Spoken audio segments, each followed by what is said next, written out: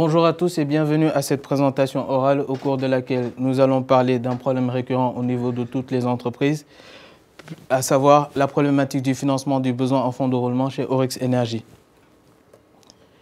Ma stratégie sera basée sur trois points principaux que sont l'étude de l'environnement de l'entreprise qui sera suivie par un diagnostic de l'existant permettant de déceler directement le problème et nous finirons par l'optimisation du financement du besoin en fonds de roulement. Oryx Energy est une entreprise spécialisée dans la commercialisation de produits pétroliers. Elle est installée au Sénégal depuis 1989 et dispose d'une division notamment en Mauritanie pour des raisons de proximité avec la clientèle. Le diagnostic de l'existant sera divisé en deux points principaux que sont le fonctionnel et le financier. Le fonctionnel permettant de déceler les particularités de l'entreprise qui sont au nombre de trois. Il faut d'abord savoir que l'entreprise effectue ce qu'on appelle des achats d'opportunités sur le marché financier, car le pétrole est un produit qui évolue toutes les 24 heures. Il faut aussi savoir que Oryx Energy dispose d'une clientèle forte. Qu'est-ce que j'appelle une clientèle forte? C'est une clientèle qui, lorsqu'elle effectue des achats, peut facilement couvrir un grand pourcentage du chiffre d'affaires. Donc ce sont des clients avec lesquels il est difficile de négocier des délais de remboursement à l'avantage de Oryx Energy. Il faut aussi savoir que le fournisseur principal d'Oryx Energy est sa maison mère, Adax, basée en Suisse, qui suit une réglementation européenne stricte, obligeant Oryx Energy à rembourser ses dettes dans un délai très court, sous peine de subir des sanctions financières. Oryx Energy, par rapport au diagnostic financier, nous pouvons dire qu'Oryx Energy a réalisé en 2013 un bénéfice de 1 890 423 dirhams et a couvert en 2012 une perte de 746 942 dirhams due à un redressement fiscal. Si ce n'est cela, Oryx Energy réalise des ratios de solvabilité qui suivent les moyennes du secteur. Ces ratios de solvabilité sont tous en relation avec le secteur, sauf celui de trésorerie immédiate. Il est établi à 12%, même s'il y a une évolution par rapport à 2012 de 0,05, il est encore bas par rapport au secteur étant donné que le secteur est à 47%. Ce premier point du ratio permet de déterminer le fait que Oryx Energy a des difficultés avec sa trésorerie. Ces difficultés sont mises en valeur avec le diagramme, avec le bilan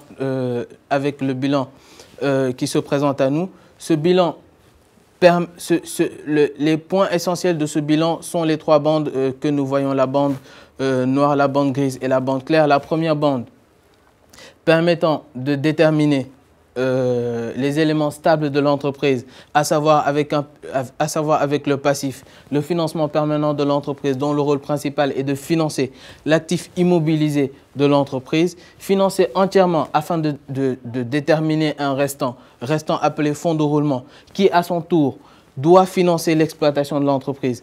Alors, ce que l'on remarque tout de suite avec Oryx Energy, c'est que l'exploitation de l'entreprise est à 80 millions de dirhams et que les fonds restants, donc le fonds de roulement est à 10 millions de dirhams. Ce fonds de roulement ne pouvant pas couvrir les 80 millions, bien évidemment, l'entreprise recourt excessivement à la trésorerie à hauteur d'environ 70 millions de dirhams, ce qui permet de déterminer, dans un premier temps, ce qui permet d'expliquer le déficit de trésorerie de l'entreprise. Quelle solution s'offre à nous? Soit, dans un premier temps, nous réduisons le besoin, c'est-à-dire nous réduisons les 80 millions afin de les correspondre aux 10 millions. Nous avons vu avec le diagnostic fonctionnel que cette solution n'est pas envisageable pour les raisons complexes que j'ai citées tout à l'heure. Donc, la solution qui s'offre à nous est d'augmenter le fonds de roulement. Il faut savoir que chaque solution a un coût. Le fait d'augmenter le fonds de roulement va causer des coûts plus importants à l'entreprise.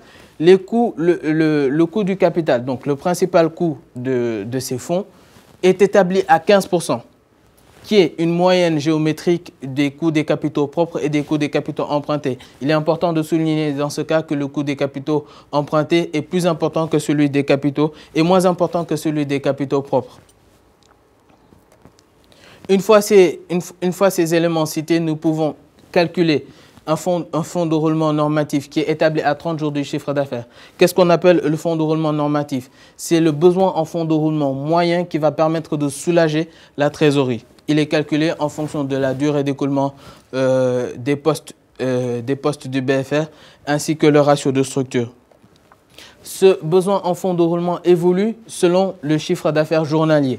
Il est important donc de mettre à jour à chaque moment la nouvelle valeur du chiffre d'affaires toutes les 24 heures. Cette nouvelle valeur est mise à jour par une équation simple AX plus B, avec X représentant l'évolution journalière du chiffre d'affaires, A représentant la partie variable et B la partie fixe.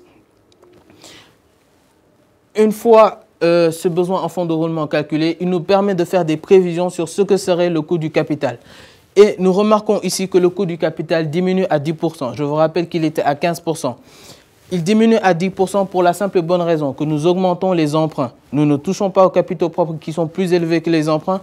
Et lorsque nous augmentons les emprunts par un mécanisme mathématique, le coût du capital baisse à 10%. Et je conclurai par là en disant que une entreprise